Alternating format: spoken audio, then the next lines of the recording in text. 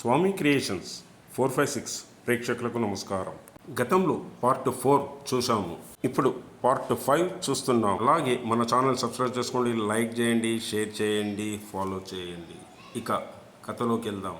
అతని కూతురు నాకు ఆ విగ్రహాన్ని ఇవ్వమని తండ్రిని అడిగింది.